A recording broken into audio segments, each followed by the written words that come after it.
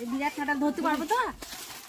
যে ঘাটাল দেখছি আস্তে ধরবেন ভালো করে, আমি সামলাতে পারবো না।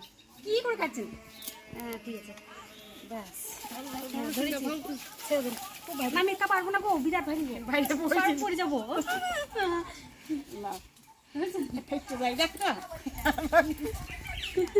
কাঁঠালটা খুব বড়। হ্যাঁ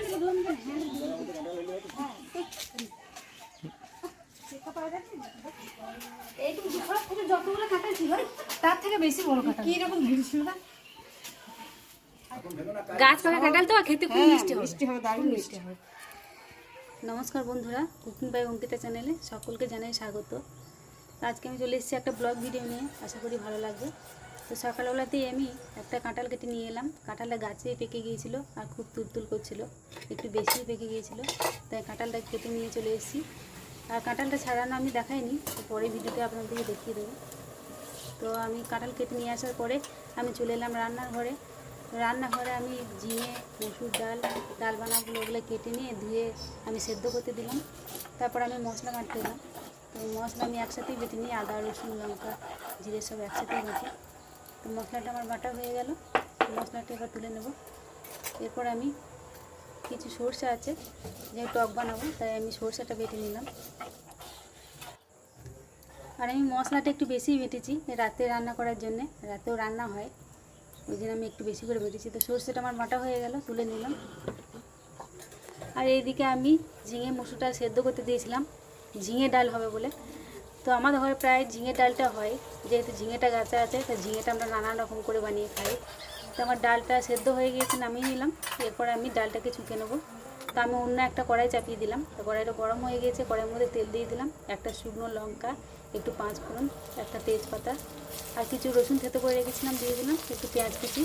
তারপরে একটু ভালো করে ভেজে নিয়ে একটু হলুদ আমি দিয়ে দেবো। তো একটু নেড়ে তারপর আমি ডালটাকে ঢেলে দেবো। ডালটা ঢেলে দেওয়ার পরে আমি 1 চামচ লবণ দিয়ে দিলাম। তো ডালে আমি লবণটা আগে দিইনি, আঞ্জাত করতে পারবো না বলে আমি ডালের শেষে লবণটা দিলাম, ছোকার শেষে। তো এদিকে আমার ভাতটা একবার দেখে নিলাম হয়েছে কিনা, আর একটু হবে ভাতটা। আর এদিকে আমার ঝিঙে ডালটাও আমার হয়ে গিয়েছে, আমি ঝিঙে ডালটাকেও আমি নামিয়ে নেবো। তো ঝিঙে ডালটা নামিয়ে নেওয়ার পরে আমি এখন চলে যাব আমড়া পাড়তে।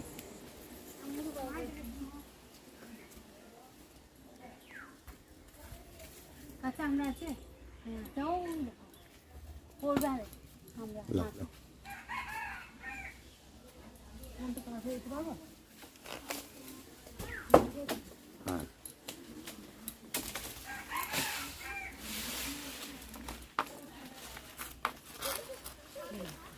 আমরা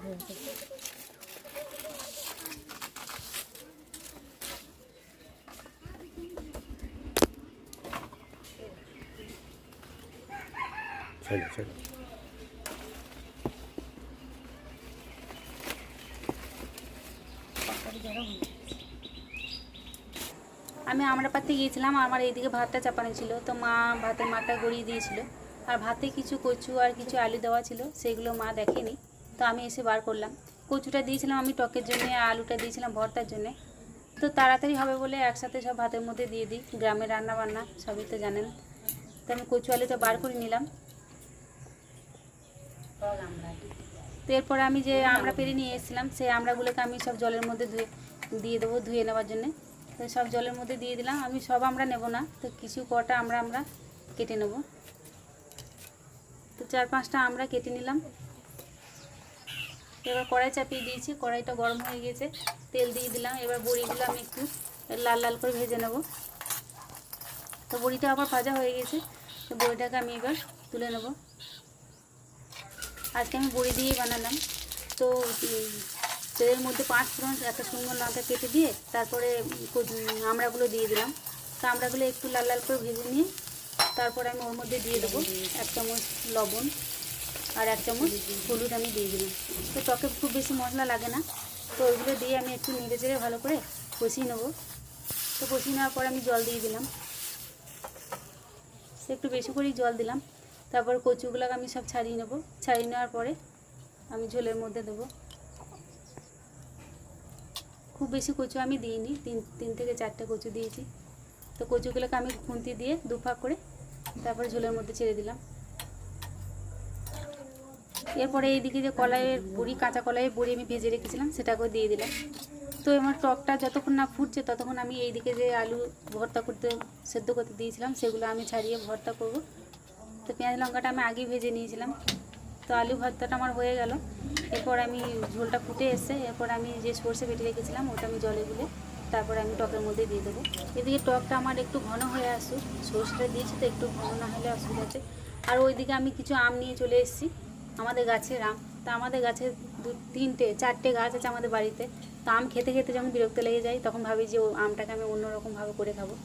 তো কিছু পাকা আম ছিল ছোটো সাইজে, সেগুলো আমি নিয়ে চলে এসেছি। সেইগুলো খোসাগুলোকে ছাড়িয়ে নিচ্ছি আম ঝোল বানাবো বলে। আমগুলো সব ছিল গাছ পাকা আম। আমরা যেহেতু ঘরেই গাছ আছে তাই আমরা আম পাকিয়ে খাই না, গাছ থেকে পাকা পেরেই খাই। আমগুলো দেখতে কত সুন্দর, একদম হলুদ হয়ে আছে দেখে। তো বলতে বলতে আমগুলো আমার সব ছাড়া হয়ে গেল। আর এইদিকে যে টক চাপা ছিল সেইটা আমি ওইদিকে দিলাম, এইদিকে আমি আলাদা একটা কড়াই চাপিয়ে দিলাম। আর কড়াইটা গরম হয়ে এসছে, আমি এবার তেল দিয়ে দিলাম একটু। তেলের মধ্যে একটা লঙ্কা, 5 ফোড়ন, তেজপাতা দিয়ে একটু নেড়ে তারপরে আমি যে পাকা আমগুলো ছাড়িয়ে রেখেছিলাম সেই আমগুলোকে আমি তেলের মধ্যে দিয়ে দিলাম। তো খুব ভালো করে নেড়ে নিতে হবে আমগুলোকে। আমগুলো নাড়ার পরে একটু গলে গলে আসবে। তারপরে আমি 1 চামচ হলুদ দিয়ে দিলাম, অল্প লবণ দিয়ে দিলাম পরিমাণ মতো। তারপর আবার একটু নেড়ে তারপর আমি দিয়ে দেবো কিছুটা পরিমাণ চিনি, আমি দিয়ে দেবো চিনি দিয়ে দিলাম। একটু মিষ্টি মিষ্টি হবে তাই চিনিটা আমি একটু বেশিই দিলাম। তো চিনিটার বদলে গুড় দিলেও ভালো হয়, তো গুড়টা দিলে কালারটাও ভালো আসে। তো আমার হাতের কাছে গুড়টা ছিল না তাই গুড়টা দিইনি, চিনিটাই দিলাম। এরপর আমি যে সরষেটা বেটে রেখেছিলাম তো আমঝোলের মধ্যে আমি দিয়ে দিলাম। তো আমি আরও একটু জল ওর সাথে দিয়ে দেবো, একটু ঝোল ঝোল হবে তো ওই জন্য আমি আর একটু জল দেবো। আর একটু জল আমি দিয়ে দিলাম। ওইদিকে আমার টকটাও হয়ে গিয়েছে। তো এইদিকে এই আমঝোলটা ফুটুক ততক্ষণ আমি ওইদিকে টকটাও নামিয়ে নিলাম। তো রান্না প্রায় আমার শেষের দিকে। আর এইদিকে আমার আমঝোলটাও ঘন হয়ে এসছে। তো আমঝোলটাকে আমি এবার নামিয়ে নেব, অনেকক্ষণ ফুটেছে, ঝোলটা ঘন হয়ে এসছে। আমঝোলটা নামিয়ে নিলাম।